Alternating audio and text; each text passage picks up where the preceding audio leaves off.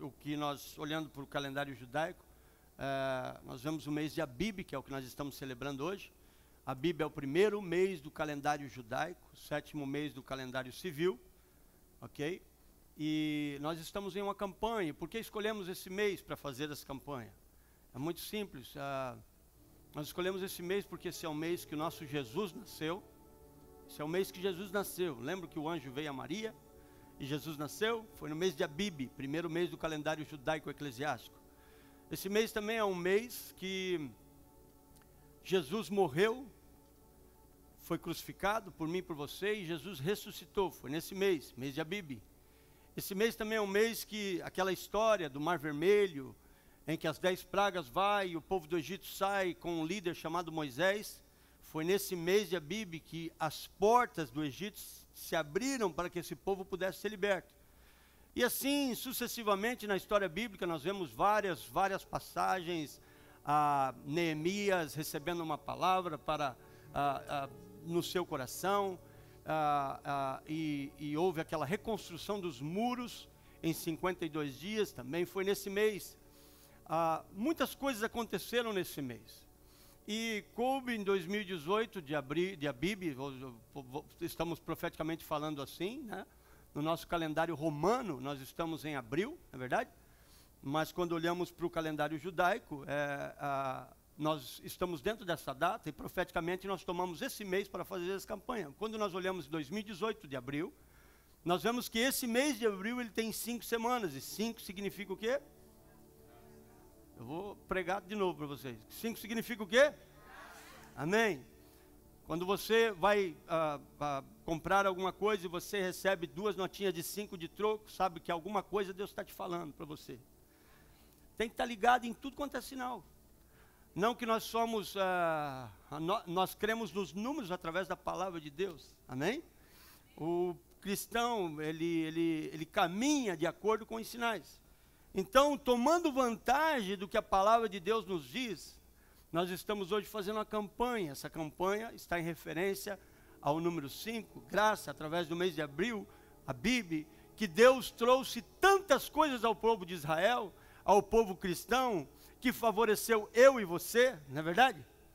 Quantos lembraram de orar, por exemplo, por Israel, né? Israel foi a terra escolhida que trouxe o nosso Salvador. Israel foi quem nos deu o nosso Salvador. Por que oramos por Israel? Por que abençoamos Israel? Porque foi de lá que o nosso Salvador veio. Deus escolheu aquela terra para trazer o meu e o seu Salvador. Amém? E a palavra de Deus diz que quando abençoamos a Israel, nós somos abençoados. Israel é o relógio. Israel é o relógio para que eu e você podemos entender os sinais da palavra de Deus. A palavra de Deus, ela tem muitos sinais. E hoje os sinais, eles indicam os últimos dias da face da terra. E a nossa campanha, ela trouxe, se puder, Bruno, coloca para mim a foto da campanha, mostrando os 5 títulos, os 5 temas que nós escolhemos e trabalhamos com eles, e hoje sendo o último. E hoje nós vamos falar da história, dentro do tempo que nos cabe, da história, por exemplo, o memorial, o que aconteceu ali no Holocausto, com Hitler, com o povo judeu, com aquela destruição maligna que aconteceu, onde a história fala que em torno de 6 milhões de judeus morreram de uma forma maluca, posso dizer assim, mas que a Bíblia já fala isso há anos atrás. A história bíblica já está contando o que aconteceu agora, recente, em 1940, 1944, podemos dizer assim, a história já conta para nós. E então nós falamos sobre o 1º de abril, a Bíblia, aqui nós colocamos a Bíblia, não é mentira, ele ressuscitou. Quantos lembram que nós crescemos com aquela história que o 1º de abril é o dia da mentira? Ok? Não brinque mais com isso. 1º de abril é o dia do nascimento de Cristo. Não é mentira, ele ressuscitou. Amém? Diga comigo, não é mentira, ele ressuscitou. Amém? O diabo vai criar um dia da mentira no dia mais próximo, olhando a história do dia do nascimento do nosso Cristo.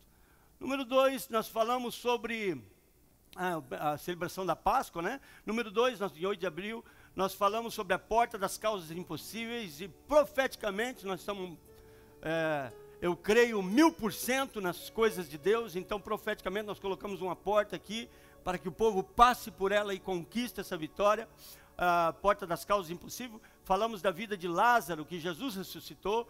Dia 15 nós falamos de Efatá. Efatá significa abra-te, né?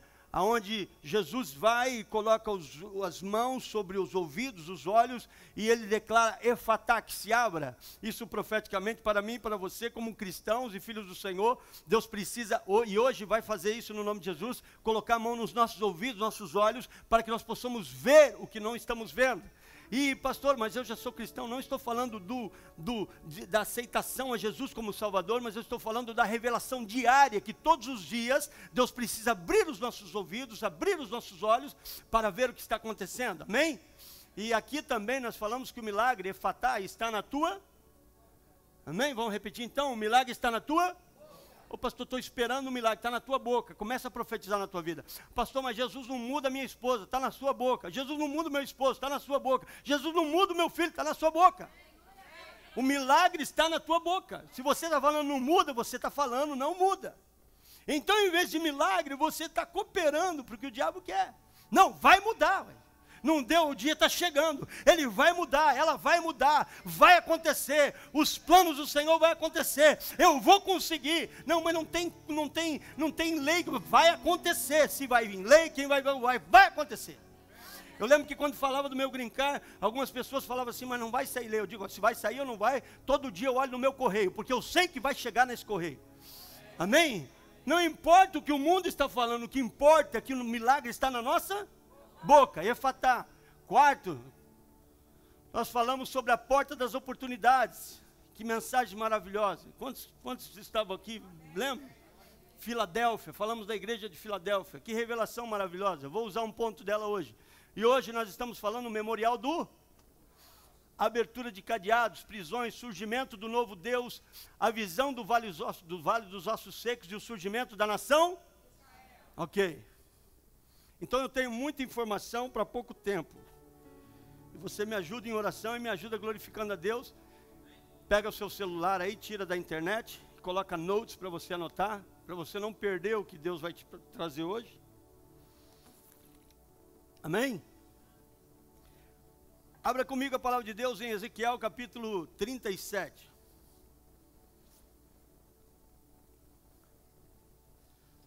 Que vemos nesta passagem que o Senhor trouxe, que vemos nesta passagem que o Senhor trouxe em Ezequiel capítulo 37. E às vezes eu me empolgo aqui, eu começo a falar muito rápido, mas a questão é que eu quero que você pegue. E eu tenho pouco tempo, então tem que ficar aquele relógio fica me falando que eu estou terminando. Mas eu quero que você concentre 1000%, amém? E volte também nos nossos cultos. Deus abençoe a cada visitante que está aqui. E para nós é uma honra tê-los aqui. Estamos orando a semana toda pela sua vida, viu? 37:1, eu vou ler aqui, não sei se vai acompanhar ali. Vamos lá. E veio sobre mim a mão do Senhor, e o Senhor me levou em espírito. Ou seja, não é uma coisa que aconteceu a ele. Em espírito, o Senhor levou ele. Amém? E me pôs no meio do vale que estava cheio de ossos, e me fez andar ao redor deles. E eis que eram muito numerosos sobre a face do vale, e estavam sequíssimos. E me disse, filho do homem, poderão viver estes ossos? Estou no versículo 3. E eu disse, Senhor Jeová, tu o sabes. Então me disse, profetiza sobre estes ossos. Ou seja, o milagre estava na boca.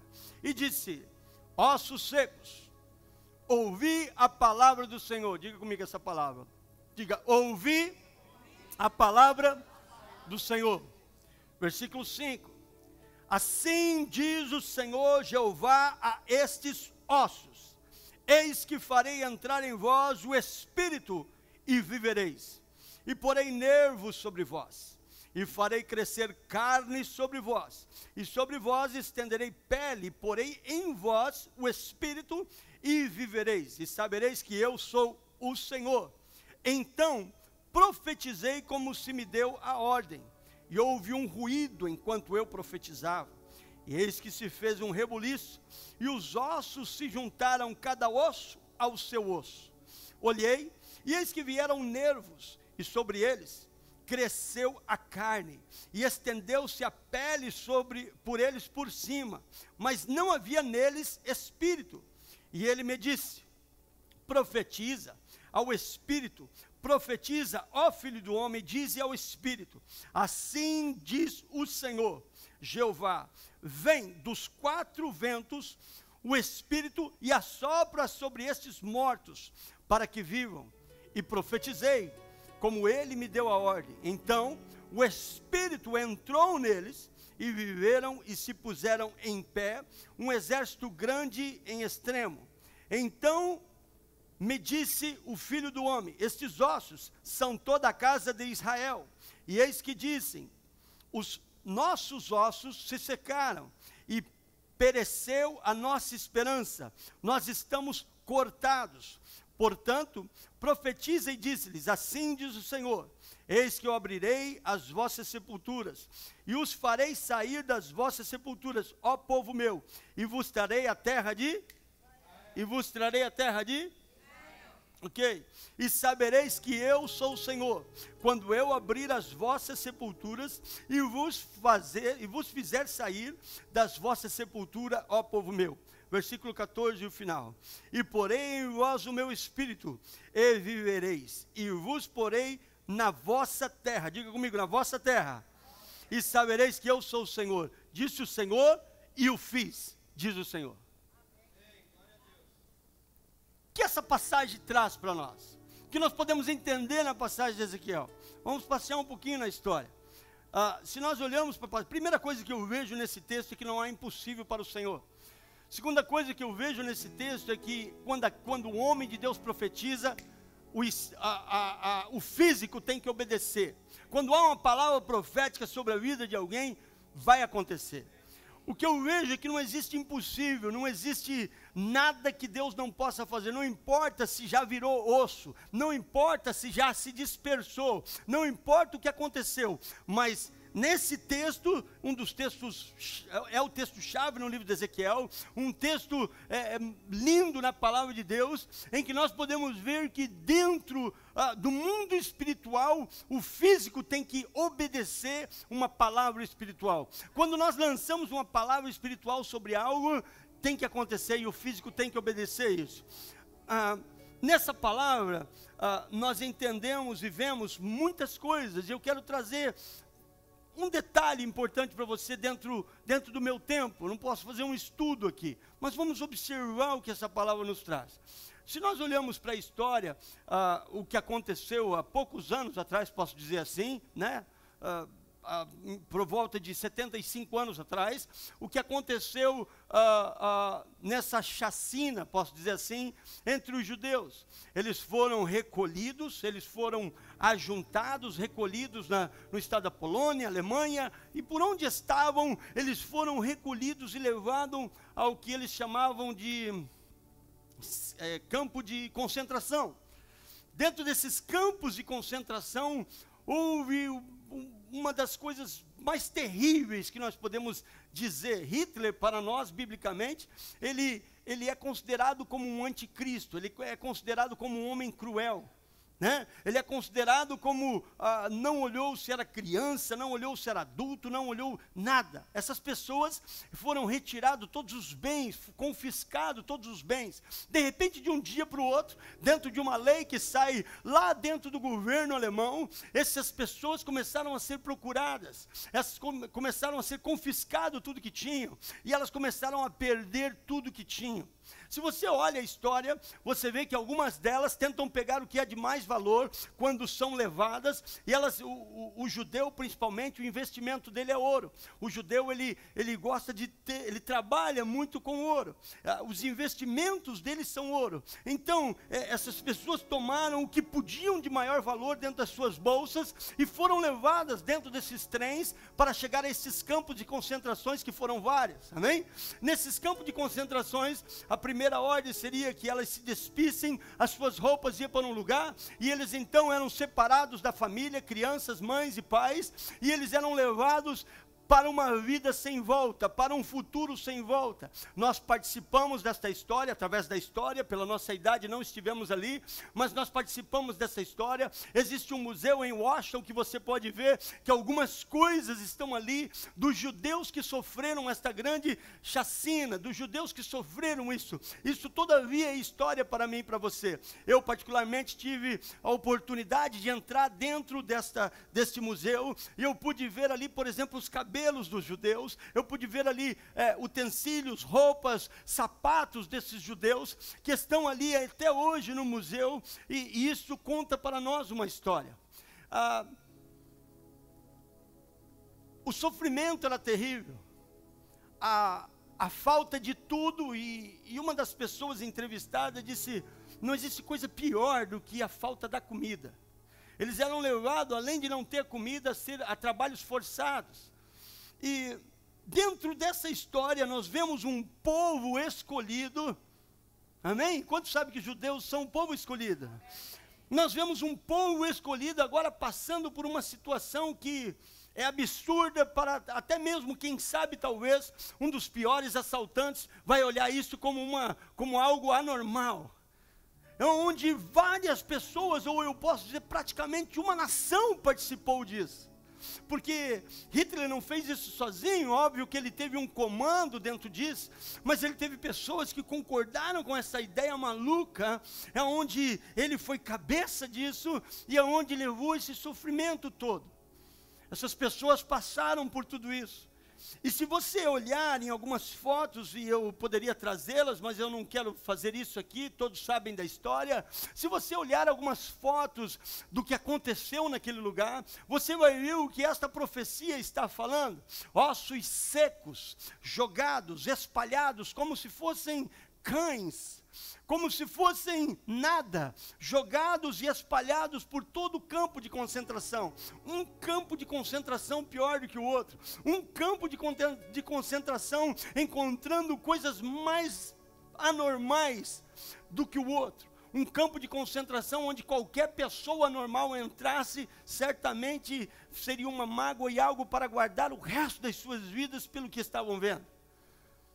Essas pessoas, como ossos secos, eles foram desligados de suas atividades físicas, foram desligados de seus pertences, foram desligados de todas as coisas, e também de suas famílias, para serem levados a serem torturados, e se tornaram como ossos secos.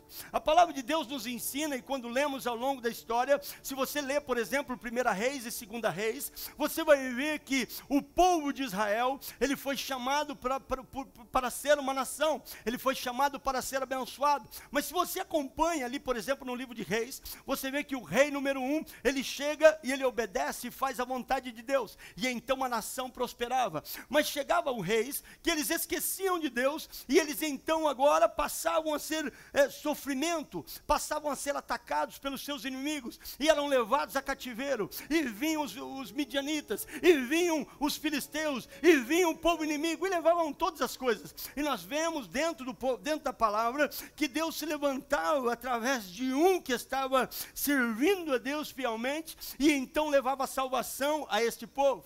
Nós podemos ver, por exemplo, a história tão famosa de Sansão, né? Aonde o povo estava sendo açoitado, eles construíam, eles colhiam toda a colheita deles, e então o povo inimigo vinha e levava toda a colheita, e ainda batia, destruía a casa, queimava, fazia horrores, e então Deus levanta um homem por nome Sansão, para ser o líder daquela equipe, naquele tempo. Nós vemos tantos homens de Deus sendo levantados. Gideão é outra história linda, e cada história é uma mais linda do que a outra, mas o ponto que eu quero trazer para você hoje aqui, é que quando o povo se afastava de Deus, então acontecia o que a palavra de Deus dizia. Quando o povo se voltava a Deus, então a nação era abençoada. Ou seja, há uma bênção sobre a nossa vida. Nós entramos dentro disso, como o profeta amado João. Se você não sabe, nós temos 4 evangelhos: Mateus, Marcos, Lucas e João. E o livro de João foi endereçado, foi escrito para mim e para você. Esse livro foi enviado para você. E quando esse livro foi foi enviado para mim e para você. João, o discípulo amado, ele significa a igreja do povo gentil, ele significa eu e você. Por isso Jesus tinha 12 discípulos, mas se alguém consegue me ajudar a lembrar, existia um desses 12 que ele amava de maneira especial. Quem era ele? Quem era ele?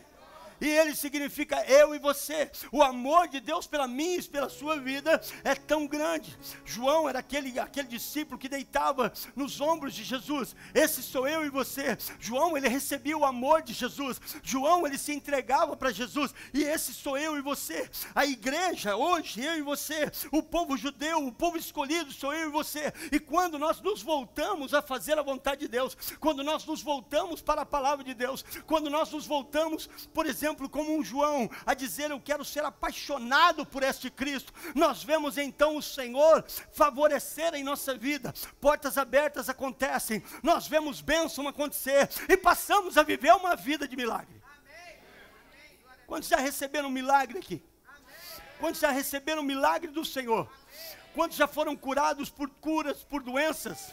Quantos não tiveram que ir no médico e o Senhor curou? Quantos chegaram doentes na igreja e saíram curados? Quantas vezes você teve situações onde nada podia mais vir à tua vida, mas você se entregou esse caso ao Senhor e Ele resolveu?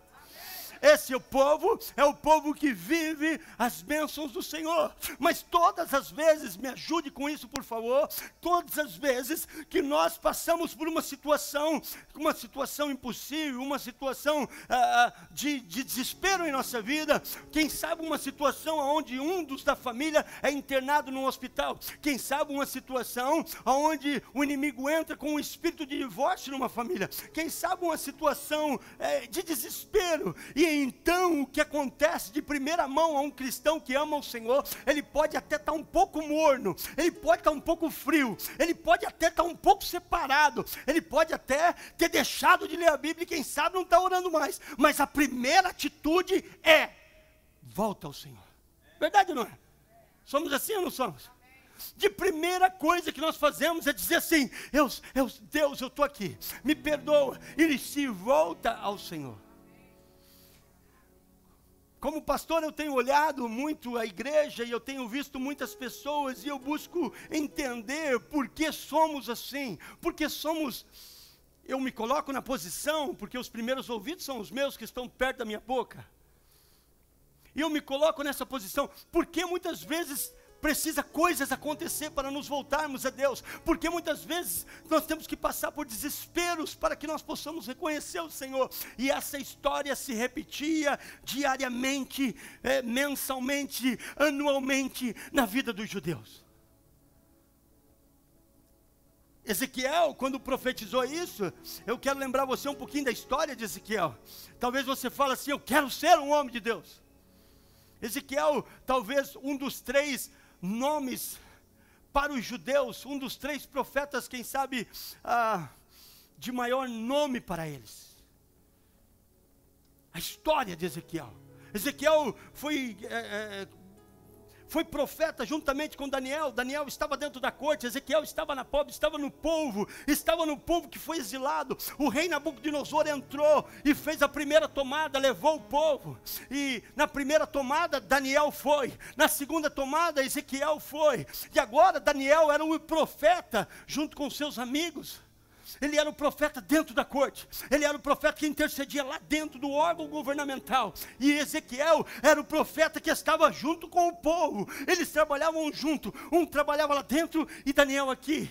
Olhando para a vida, parece que a vida de Daniel era mais fácil, mas deixa eu dizer uma coisa, Daniel tinha acesso a todas as coisas boas que o reinado podia oferecer, mas mesmo tendo acesso a tudo, ele dizia, não, eu continuo fiel.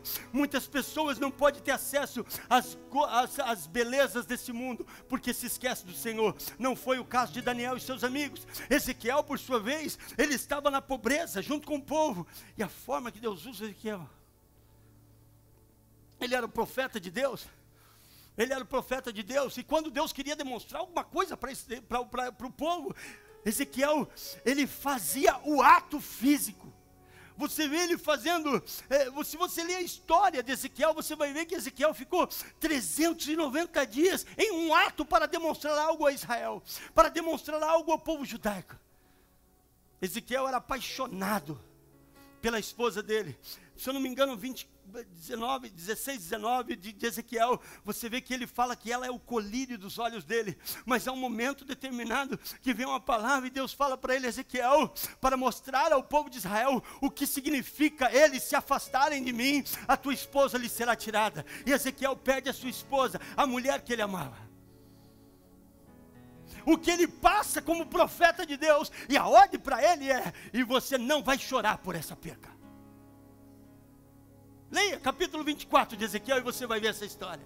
E você não vai chorar por isso, porque assim o povo de Israel vai saber o quanto é eles estarem, o meu povo, a minha noiva, a minha esposa, quando eles me traem, o que significa para mim. O povo é levado a exílio, o rei é levado a uma atrocidade tremenda, perde seus filhos, perde a visão, e ali o povo fica exilado por 70 anos, e agora já no final do capítulo 37 de Ezequiel, no final do seu livro, Ezequiel entra então e profetiza sobre os ossos secos, porque para eles estavam vivendo os ossos secos. E esta posição, eu vou trazer de novo para a história pelos meus minutos, e esta condição, esta profecia, ela veio novamente ao povo de Israel. Aonde, se você olhar a história, antes de Hitler chegar e levar esse povo ao exílio, Israel estava sendo invejado, posso dizer assim, pela prosperidade que eles tinham. Aonde eles chegavam no próspero, aonde eles chegavam eles construíam, aonde eles chegavam eles mandavam, começavam a mandar no mercado, porque há uma bênção sobre a vida deles. Mas se você ver diligentemente a história, eles não usavam aquilo com recursos para a obra de Deus, eles não usavam aquilo com recursos para a palavra de Deus, eles não usavam aquilo com recursos, como recursos para obedecer ao Senhor, mas eles usavam aquilo para o seu próprio bem, e eles começavam a se afastar de Deus, a se afastar de Deus, a se afastar de Deus, a se afastar de Deus. Havia uma nação para ser tomada por Israel, a palavra já estava lançada, Israel tinha condições financeiras, o povo de Israel tinha condições financeiras de se juntarem e de virem correr atrás da promessa que Deus havia feito para eles, mas eles estavam bem na Polônia, eles estavam bem nos seus lugares, eles estavam fartos de dinheiro, e estavam muito bem no mercado, não havia preocupação nenhuma. Eles se esqueceram da promessa de Deus, e então eles são levados a cativo. E se você ler Deuteronômio, eu não vou entrar aí para não... Se você ler o livro de Deuteronômio, você vai ver que, uau, todo aquele, como chama isso, genocídio, como chama isso? Todo esse acontecimento está escrito lá.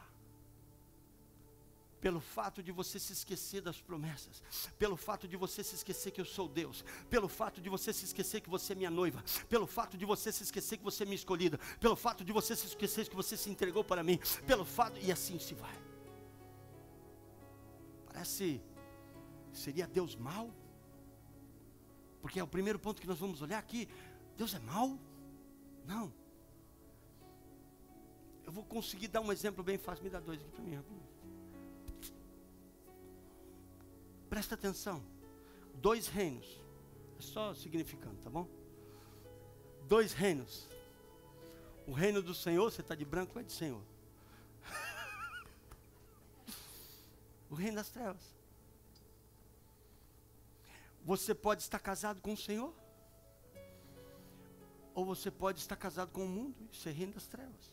A palavra de Deus é clara, não existem 3 reinos, existem 2. Você pode estar com o Senhor, ou você pode não estar. Acontece um ponto aqui, quando você está com o teu esposo, você tem a proteção, você tem a guarda, você tem a guarda real, que está embaixo da ordem do teu esposo para te proteger. Quando você larga do teu Senhor, e você se aproxima do mundo, você sai da jurisdição, você sai da proteção, você sai debaixo do sangue, quando você está fora dos caminhos do Senhor, você não está ao alcance da proteção do Senhor. É assim não? Olha o que acontece num divórcio. onde um esposo e uma esposa diz, não quero mais, e vai para outra pessoa. Saiu totalmente do domínio dele. Esse esposo ou essa esposa já não pode oferecer mais o cuidado que ele tinha. Ele já não pode oferecer mais a atenção, a provisão. Ele não pode fazer mais nada. Então a culpa não é do Senhor. A pessoa faz uma escolha. E quando nós fazemos essa escolha, nós vamos arcar com as consequências nossas. Quem gostaria de casar com um esposo ou uma esposa infiel? Ninguém, né? Mas quando nós nos entregamos ao Senhor, nós dizemos para Ele assim, Senhor, eu vou ser fiel a Ti. Eu vou ser fiel a Ti. Sabe, eu vou casar com o Senhor. Eu vou casar contigo para mim viver para Ti. Não é para mim viver um ritual, ou somente estar embaixo da Tua proteção, ou simplesmente numa igreja, como a Bíblia ensina. Não, eu vou casar contigo para mim ser fiel a Ti. 24/7, 24/7, 24 horas, 7 dias por semana, eu vou ser sua esposa, eu vou ser seu esposo, eu vou ser fiel a Ti.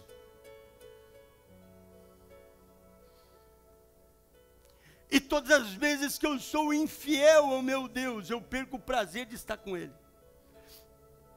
Eu não sei se tem alguém me entendendo.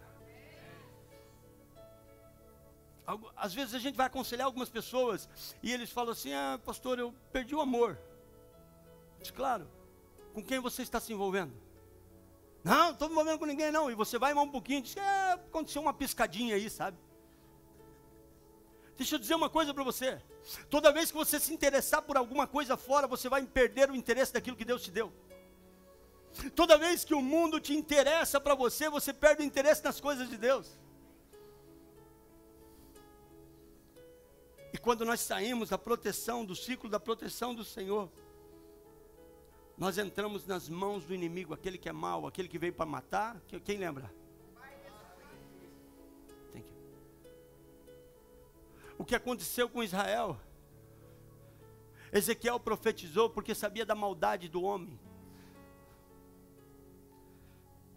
Mas a profecia não ficou em vale dos ossos secos para sempre. A profecia ela continua. E se você lê a história, você vê, virão nervos, virão carne. O puzzle, como é puzzle? Quebra-cabeça vai se montar, plá, plá, plá, plá, plá, e os ossos começarão a se mover, e eles virão, e eles começarão a se conectar, e as ligaduras começarão, e você vai começar a ver o sentido da história, e você começa a montar o quebra-cabeça, e você começa a ver a história, e a palavra de Deus diz que você voltará a ser uma nação. Israel, você vai passar por tudo isso, mas depois disso, vocês voltarão a ser uma nação. Se você não sabe da história de Israel, no primeiros 100 anos depois de Cristo, houve, me fugiu da mente a palavra correta, houve uma dispersão, e fugiu a palavra correta, houve uma dispersão do povo de Israel, e eles foram jogados, lançados para fora da terra deles. O templo de Salomão foi destruído nos anos 70 após Cristo, e eles nunca mais foram uma nação no seu país mais, e ficou até 5008 do calendário judaico. Em 1948, dia 14 de maio, daqui 15 dias, quantos dias nós temos? Daqui 15 a 16 dias, dia 14 de maio de 2018, Israel completará 70 anos que ele voltou a ser uma nação. De 5.708 a 5.778 do calendário judaico, de 1948 a 2018, Israel volta a ser uma nação. E nós estamos num culto de português. Eu amo os irmãos hispanos, eu amo os irmãos haitianos, eu amo os irmãos americanos, mas I'm sorry, I gotta speak about Portuguese right now. Eu preciso falar dos brasileiros agora. Dentro dessa votação, estava ali a incógnita, estava ali toda a votação, e precisava de um voto mais para poder dizer que Israel poderia voltar a ser uma nação. E se levanta um homem brasileiro, um embaixador brasileiro por nome Oswaldo Aranha. Esse Oswaldo Aranha entra com o voto principal que trouxe Israel novamente a ser uma nação.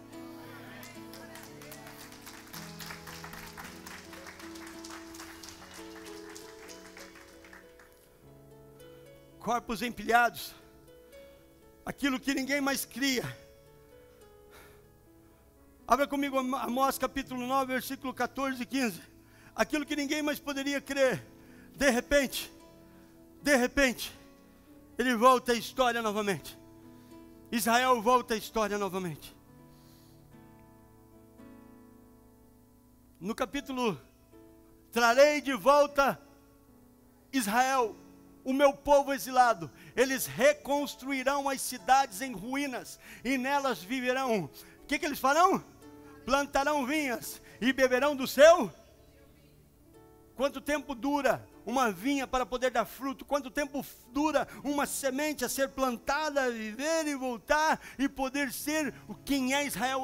Olha a prosperidade que está sobre Israel, olha o que está acontecendo sobre Israel. Plantarão vinhas e beberão do seu vinho, cultivarão pomares e comerão do seu.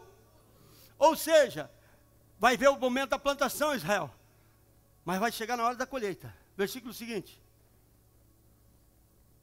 plantarei Israel em sua própria, e nunca mais vão ser desraigados da terra que lhe dei. Diz quem? E hoje você vê, se você quiser entrar, não posso entrar, mas se você quiser entrar no capítulo 38 de Ezequiel, você vai ver sobre Gog e Magog, e você vai entender um pouco das guerras. E você vai entender que Israel é um local estratégico de guerra. Todo mundo quer aquela terra, todo mundo quer tomar aquela terra, mas diz a palavra do Senhor, que se levantarão. Se você estudar um pouquinho a história, o que aconteceu esse ano, um dos reis, eu não vou nem entrar em cidades ou países, um dos países reuniu centenas de outros governos e líderes governamentais, e ele então levanta uma reunião, e a reunião é para discutir como tomar a terra de Israel. E a palavra de Deus diz que se levantarão de todos os lados pessoas para tomar Israel. Os primeiros 25 anos que Israel tomou, voltou a ser uma nação. Já temos inúmeros milagres, que Deus apareceu diante do povo, e que 6 pessoas derrotaram um exército. Nós temos milagre do povo querendo tomar a terra de Israel. Não vai acontecer, porque diz o Senhor: ninguém vai desarraigar você de novo dessa terra. Pastor, o senhor está falando de Israel, e o que isso aí tem a ver comigo, pastor?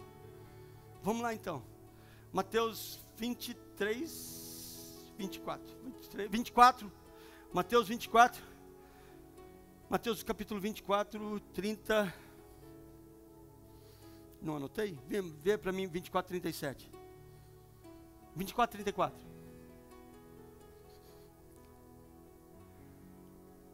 Em capítulo 24 de Mateus, Deus dá os sinais. Ô Jesus, dá para o senhor sentar aqui com nós um pouquinho? Quando é que vai acontecer? Quando é que o senhor vai voltar aqui novamente? Quando é que o senhor vai vir buscar essa igreja? E Jesus passa uma relação de sinais. E no versículo 34 ele fecha: eu lhes asseguro que não passará esta, até que todas. Deixa eu dizer uma coisa para você. A pergunta é: quanto tempo é uma geração? Porque se você olhar para Israel, Israel é o relógio. Quanto tempo é uma geração? Pastor, Jesus está voltando? Jesus está falando no capítulo 24, quando serão os dias, quando ele vai voltar. Jesus está voltando, pastor. Desta geração vai passar. E a pergunta é: quanto tempo dura uma geração?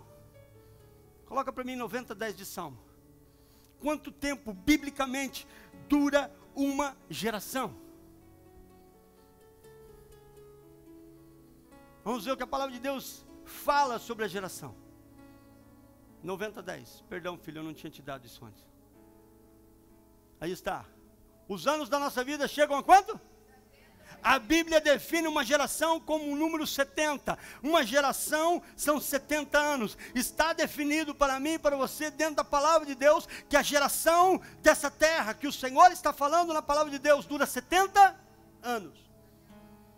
Aqui está o erro de algumas pessoas, em dar a data que Jesus irá voltar. Porque eles olham para esses números, e o que eu estou passando para você, eu poderia fazer um estudo de 2 dias. Eles olham para esses números e ele fala, biblicamente, Jesus vai ir. Porque ele diz que não passará desta. Vamos continuar o versículo. Para os que têm mais vigor, entretanto, são os anos difíceis.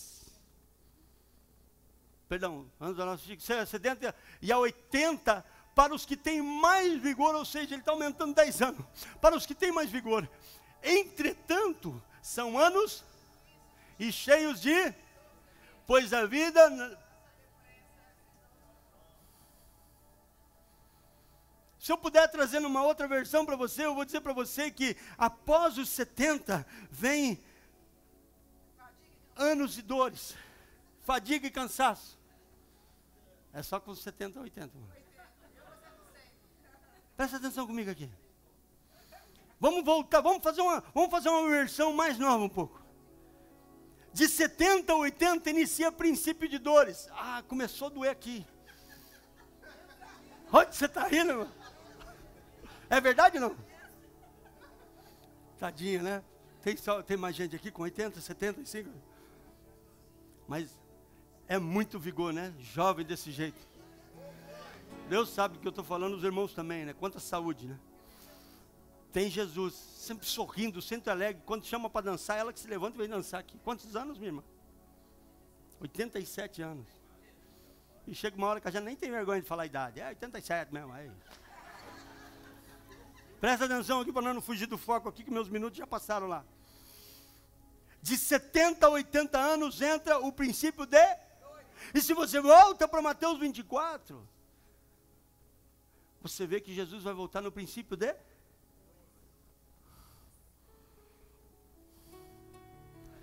You not understand that.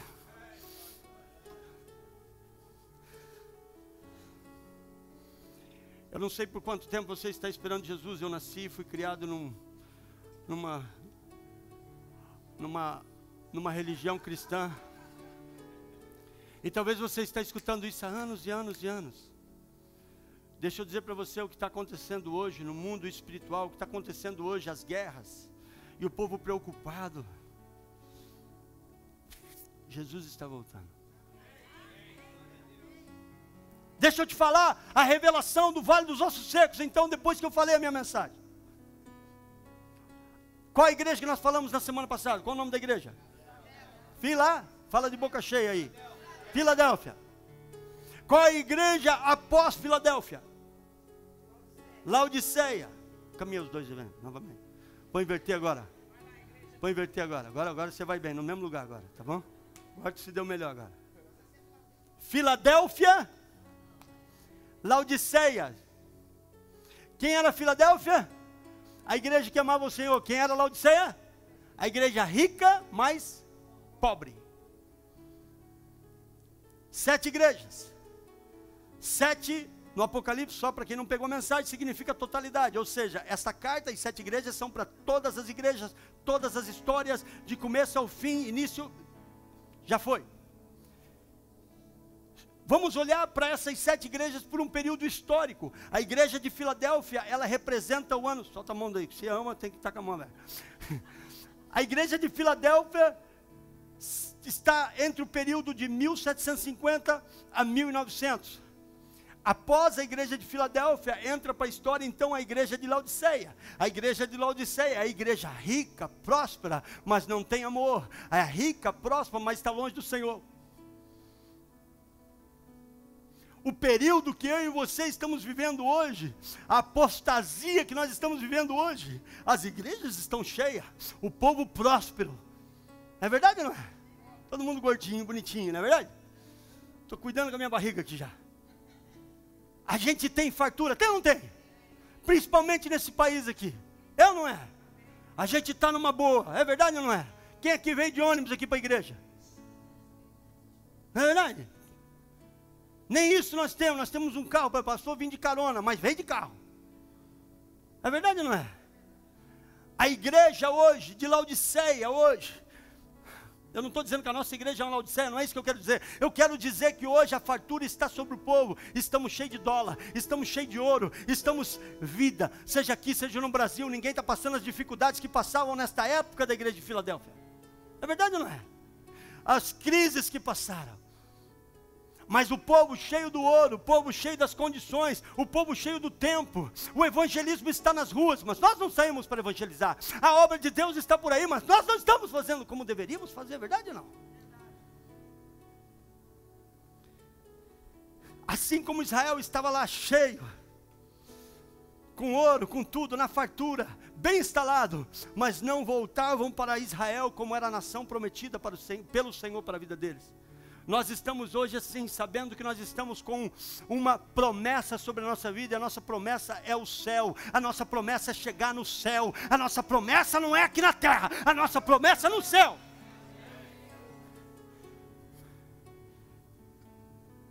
E muitas vezes deixamos de ser Filadélfia para ser Laodiceia, e agora a igreja entra para o princípio de dores. I don't know if you're prepared, se você está preparado para receber isso.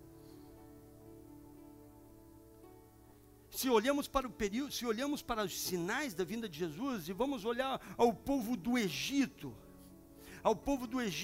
eles passaram por um período de perseguição, e durante as 10 pragas eles foram perseguidos, foram não? Perseguidos, praga número 1, praga número 2, pastor, mas a praga não atingiu o povo, mas eles estavam dentro da cidade, eles viam a água se transformar em sangue, eles viam os bichos morrerem, e deixa eu dizer uma coisa, toda hora que um dos líderes deles que eram perseguidos, toda hora que um egípcio era perseguido, que levava uma picada de um mosquito, que era através de algo que veio porque ele não liberava o povo de Deus, ele vinha com um chicote e falava, hoje tu vai apanhar dobrado. A perseguição ao povo de Israel naquele período foi grande. Presta atenção no que eu vou dizer para você, porque eu não tenho má notícia, eu tenho boa notícia. Essa igreja é de boas notícias. Amém? Não, vocês não gostam? Quer eu continuo, Camar? Amém? A igreja de Laodiceia precisa entender que nesses últimos dias nós não vamos precisar ser levados a calabouços para tomar decisões, nós não vamos precisar deixar que o nosso ouro ou as nossas condições, quero dizer assim, ninguém é rico aqui, mas eu acho que vocês estão me entendendo, não é verdade?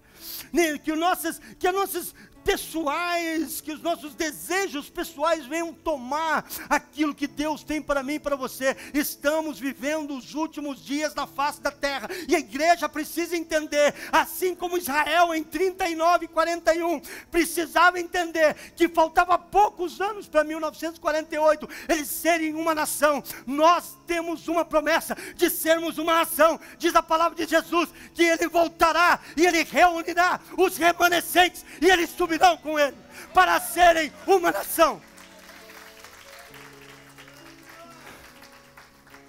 Uma nação.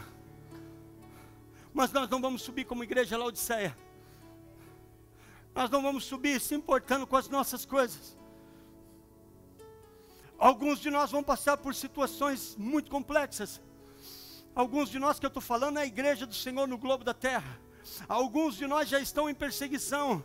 A janela 1040, o povo proibido, igrejas subterrâneas, povo que não pode carregar uma Bíblia, povo que leva uma Bíblia, consegue um visitante entrar com uma Bíblia, e então ele chega na igreja e ele corta a Bíblia, e ele dá uma página para cada pessoa, porque não podem ter uma Bíblia, e se te pegarem com uma página da Bíblia, você vai preso e não sabe se vai ser solto. Essa é a situação dos países proibidos.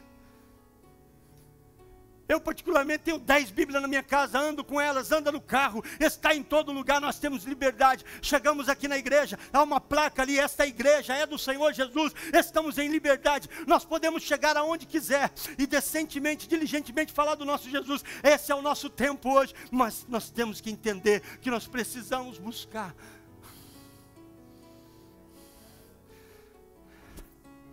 A igreja de Laodiceia não estava preocupada com as pessoas que não conheciam Jesus. A igreja de Laodiceia está preocupada com as entradas financeiras. A igreja de Laodiceia está preocupada com o poder. A igreja de Laodiceia está preocupada com a altura. A igreja primitiva: Pedro, eu vou te crucificar, hein? Você não ama tanto esse Jesus? Vai morrer como ele. Ô chefe, posso pedir um negócio para você? Tem um pedido? Tem um pedido só. Me crucifica de cabeça para baixo, que eu não tenho, sou digno de morrer como ele. Aonde estão os profetas de hoje? Aonde estão o povo que não se vende, quem sabe por um prato de comida? Aonde estão o povo de Deus? Que não tem medo mais de ofertar na obra de Deus. Uma pessoa chegou e falou para mim assim: você se tornou pastor aí porque tem entrada aí. Eu falei: ok, amado, senta aqui, vamos sentar no meu account. Você vai ver se eu vou pela entrada ou se eu sou a entrada na igreja. Porque o cristão, quando se entrega, ele se entrega total, ele se entrega, ele se dá totalmente. Existe um povo que não se vendeu. Deixa eu dizer uma coisa para você. Deus está vindo buscar os remanescentes. De todo o povo que aconteceu, e aqui eu finalizo, o vale dos ossos secos. Aqueles que não se entregam ao Senhor virarão ossos secos. A palavra profética hoje é que Deus transforme ossos secos nas nossas vidas e dê carne novamente. Existem igrejas inteiras que são vale dos ossos secos. Pastor, como é que o senhor fala isso? Eu escutei o testemunho de um pastor, e esse pastor de uma igreja de 10 mil pessoas, e Deus deu uma visão para ele, e nessa visão ele acordou atordoado, e ele chamou toda a igreja, reuniu a igreja, está na internet, e ele falou: igreja, eu tive um sonho, e era uma revelação de Deus, e o sonho dizia, que desses 10 mil pessoas, só 3 vão subir com arrebatamento, e eu não estou incluso. Hoje nós temos igrejas com 10 mil pessoas, que não estão esperando Jesus mais. Teus filhos, irmãos, vizinhos, amigos de trabalho, não são cristãos. Qual foi o dia que você se voltou de jejum pela vida dele? Oração? Hoje nós tivemos oração de manhã. Amanhã todo dia nós vamos acordar, durante a semana, acordar 6, 7 horas. Não vamos chegar atrasados no nosso trabalho. Porque se você chegar atrasado no seu trabalho, você vai ganhar conta. Nós precisamos entender quem nós somos. Mas para o Senhor nós podemos chegar atrasado. A porta é salvação. E hoje eu trago uma palavra para vocês profética. O que estiver seco na tua vida, abra a tua boca e começa a profetizar.